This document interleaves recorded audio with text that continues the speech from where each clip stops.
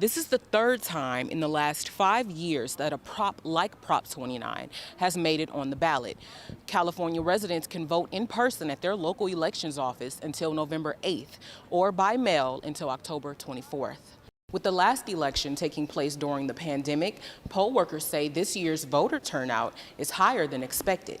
This week's show explores racism and the lasting effect it has on mental health within the Black community. Cimarron Elementary School continues to comply with district and CDC guidelines while ensuring the advancement of all of their students.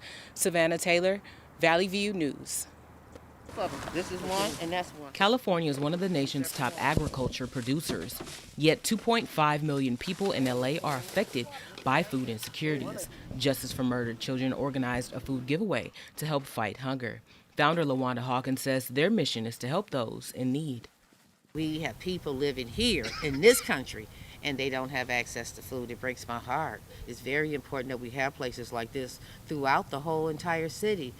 Felicia Pleasant says she appreciates the help. Right now, this is a blessing to us, so I'm really grateful. I'm really grateful for this event.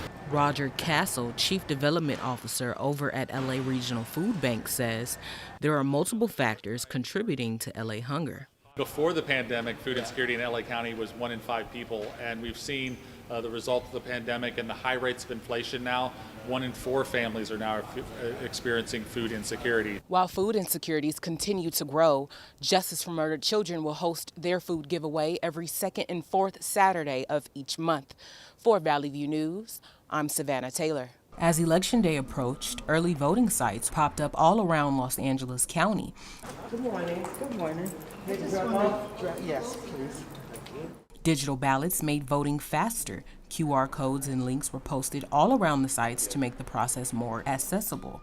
Despite the digital makeover, there were still people who preferred to vote in person. Linda Robinson cast her vote at Southwest Community College. I usually vote by mail, but I wouldn't want to take no chances, so I'm out in person. That's how important it is to me. Studies show that about 77% of voters aged 65 and over cast early votes in 2020. 69% of younger voters cast early ballots. Stacey Michelle Letterlow also voted early in person. Every voice matters. You've got people who'll be like, oh, this person is so bad, but unless you educate yourself and actually come out and vote, then your voice isn't going to count. With the last election taking place during the pandemic, poll workers say this year's voter turnout is higher than expected. For Valley View News, I'm Savanah Taylor. We're sitting with Victoria Richards, an Africana Studies professor here at CSUN, and also a health advocate for mental health and wellness in the Black community. We also have Marilyn Julia Brown, a psychotherapist who focuses on generational trauma as well as culturally aware treatment. Thank you so much for joining us again, ladies. So my first question for the both of you would be, what is the difference between post-traumatic slave disorder and post-traumatic stress disorder? When I was reading, both of the symptoms sound really alike. And if they're so similar, why aren't they classified under the same kind of umbrella? Post-traumatic slave syndrome is multiple events that keep reigniting the trauma over and over and over and over again. So it's repeated trauma. Okay.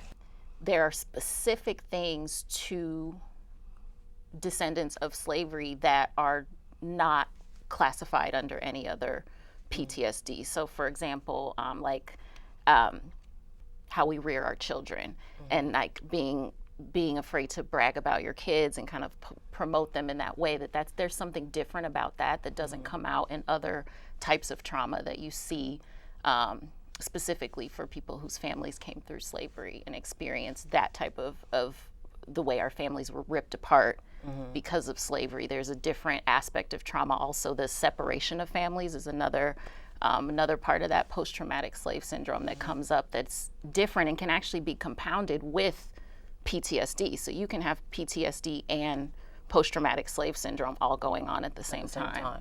How can untreated mental health disorders or behaviors affect parenting styles?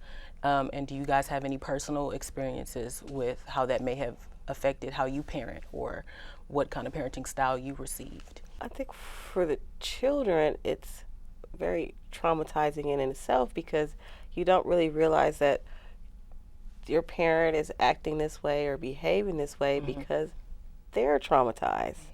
And so as a little kid, it's like you're 2, 3, 12, your mom or your dad is lashing out or being hypersensitive, and you don't really realize that they're behaving this way because they're afraid for you because of their experiences.